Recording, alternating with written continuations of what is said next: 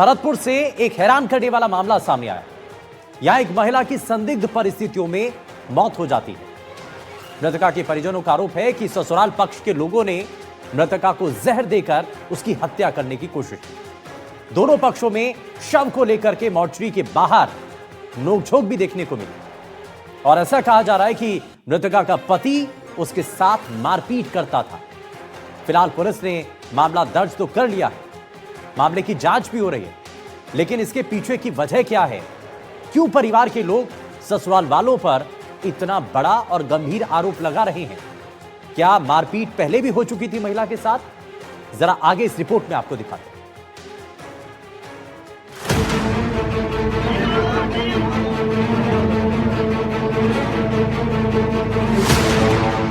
भरतपुर में महिला की संदिग्ध मौत, ससुराल पक्ष पर लगा हत्या का आरोप।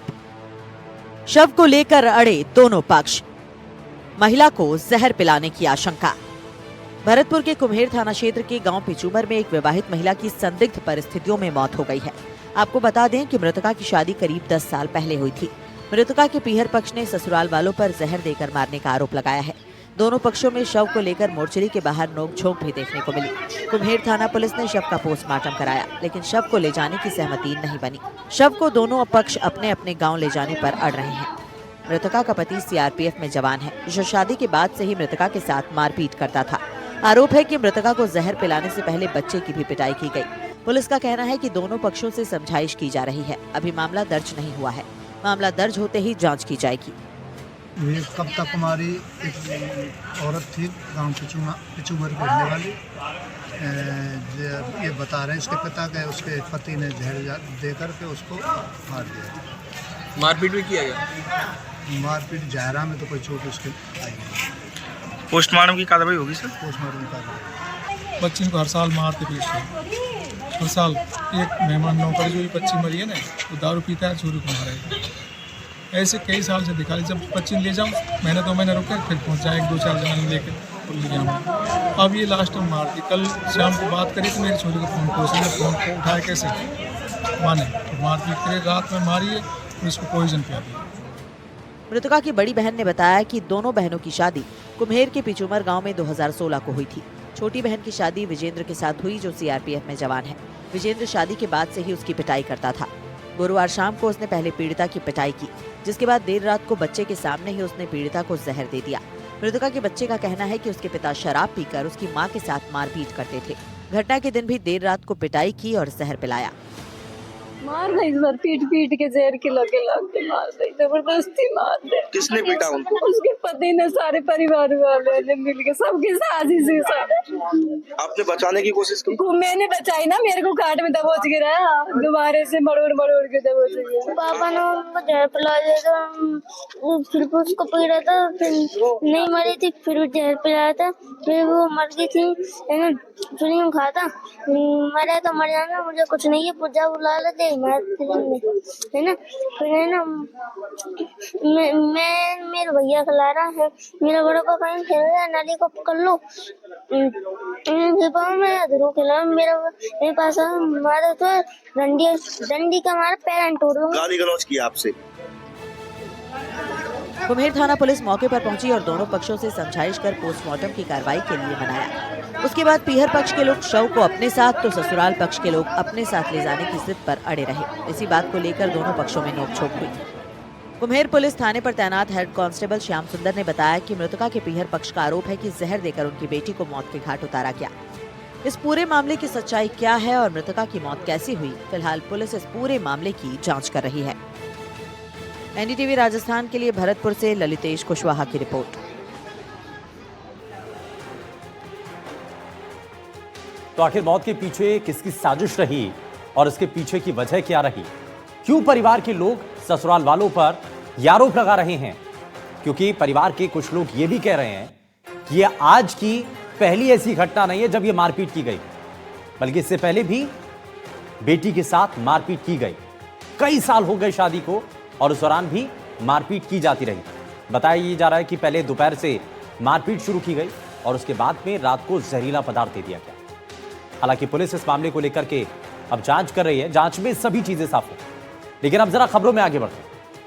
अलवर में ठगी करने वाले एक गिरोह पर पुलिस ने नकेल कसी है और इस केस में पुलिस को बड़ी सफलता भी मिली। बुजुर्ग महिला यात्री से सोने के जेवर ठग कर फरार हुए 3 शातिर बदमाशों को पुलिस ने गिरफ्तार कर लिया। आपको बता दें कि ये लोग अब तक लगभग 40 वारदातों को अंजाम दे चुके हैं। फिलहाल पुलिस इन बदमाशों से पूछताछ करने में जुटी है। आखिर क्या है ये पूरा मामला और ये लोग कैसे ठगी की वारदात को अंजाम देते थे, देखिए हमारी इस रिपोर्ट में।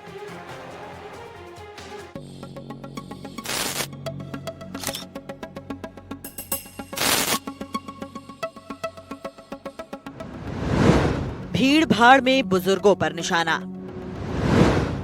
बुजुर्ग महिलाओं को बनाते थे शिकार, जेवर ठगने वाले 3 शातिर गिरफ्तार, 40 वारदातों को दे चुके हैं अंजाम।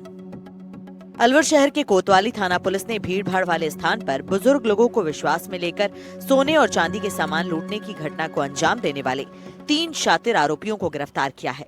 तीनों आरोपी पहले भी इस तरह की कई घटनाओं को अंजाम दे चुके हैं। ये गैंग बुजुर्ग महिला पुरुषों को अपना शिकार बनाता था। बुजुर्ग महिला पुरुषों को बातचीत कर ठगी का शिकार बनाते थे। इस मामले में 3 आरोपी पकड़े गए हैं। पूछताछ में इन लोगों ने कई राज्यों में जुर्म करना कबूल किया है। इन लोगों ने 35 से 40 वारदातों को अंजाम दिया है। अलवर में बस स्टैंड पर एक महिला से ठगी की गई। बस स्टैंड पर 2 युवकों ने बातचीत में उलझाकर उनसे सुरक्षा के नाम पर सोने के जेवर उतरवाकर लिफाफे में रखने को कहा। इसके बाद आरोपियों ने चालाकी से लिफाफा बदल दिया। 2 सोने की अंगूठी, 1 चेन और हाथों के कड़े लेकर फरार हो गए। मामले में जांच के बाद शानू सिंह, सावेज और सहनूर को गिरफ्तार किया गया है। इनके पास से सोने की चेन और अंगूठियां जब्त की गई हैं। जब हमने इनको कल बरेली से डिटेन किया, जिसमें 3 लोग थे, शानू, सावेज और शहनूर। ये तीनों ही बरेली के रहने वाले हैं। इनकी एमओ यही रहती है कि ये कोई बुजुर्ग महिला या पुरुष जो हल्के से सीधे साधे हों, जिनका जो जवाब देने में ज़्यादा तेज तरार नहीं हो, उनके साथ में इस ठगी की वारदात को अंजाम देते हैं। और वो कभी डरा धमका के कि भाई आगे पुलिस चेकिंग है, नाकाबंदी है, या फिर आप ऐसे लेके जाओगे तो चोरी हो जाएंगे, इस तरीके से इनको ठग लिया जाता है। जब इनको डिटेन किया, इनसे पूछताछ में एक चीज सामने आई कि इन्होंने ऐसी कई सारी वारदातों को अंजाम दे रखा है, जिसमें अलवर की 2 वारदातें और उनका भी खुलासा हो, उसमें भी यही लोग शामिल थे। इसके साथ साथ कुछ दिन पहले भरतपुर जिले में भी इन्होंने एक वारदात को अंजाम दिया। कुछ माल की बरामदगी हुई है, अनुसंधान जारी है और उम्मीद है कि जल्दी से जल्दी जितना भी माल गया है जल्दी से बरामद हो। तीनों बदमाश अंतर्राज्यीय गिरोह से जुड़े हुए थे। तीनों ही आरोपी बस स्टैंड, रेलवे स्टेशन जैसी भीड़-भाड़ वाली जगह पर लोगों को अपने झांसे में लेकर घटनाओं को अंजाम देते थे। अलवर पुलिस ने लोगों से अपील की है कि वो अनजान व्यक्तियों की बातों में न आए और कीमती सामान हमेशा अपनी निगरानी में सुरक्षित रखें। फिलहाल इस पूरे मामले की जाँच की जा रही है और पुलिस आरोपियों से पूछताछ में जुटी है। अलवर में बुजुर्ग महिलाओं से बहला फुसलाकर जेवरात ठगी करने वाले ठगों को पुलिस ने गिरफ्तार किया है। इनके पास से पुलिस ने वो ठगी का सामान भी बरामद किया है। ये तीनों ही व्यक्ति पुलिस ने उत्तर प्रदेश से गिरफ्तार किए हैं, जिनके पास से पुलिस ने ये जेवर भी बरामद किए। ये बुजुर्ग महिलाओं को देखते हैं और उसके बाद उन्हें बहला फुसलाकर बातचीत में लगाकर उनके जेवर उतरवाते हैं और उसके बाद उन्हें ठगी का शिकार बनाकर फरार हो जाते हैं। 26 नवंबर की घटना अलवर बस स्टैंड की थी, जहां एक बुजुर्ग महिला जयपुर से अलवर पहुंची और उसके बाद बस स्टैंड पर ये युवक उसे बातों में फंसाया और उसके बाद उसके जेवर उतरवा लिए और उन्हें लेकर फरार हो गए थे। जिसके बाद कोतवाली थाने में मामला दर्ज हुआ और मामला दर्ज होने के बाद पुलिस ने कार्रवाई करते हुए 3 आरोपियों को गिरफ्तार किया है, जिनके पास पुलिस को जानकारी मिली है करीब 30 से 40 ऐसी वारदातें इन्होंने कबूल की हैं और उसके बाद पुलिस अब और भी वारदातों का खुलासा करने की प्रयास कर रही है। अलवर से मुदित गौड़, एनडीटीवी। तो देखा आपने कि कैसे आखिर ये शातिर ठग लोगों को अपना निशाना बनाते हैं और इसलिए हमारी कोशिश यही है कि आप लोग ऐसी खबरों को देख करके सचेत रहें और जब भी अपने घर से बाहर निकलें तो बहुत सावधानी पूर्वक और इन खबरों को आधार मान करके सबक लेकर के आप बहुत सावधानी से निकलें ताकि ऐसी कोई भी घटना आपके साथ कम से कम ना हो।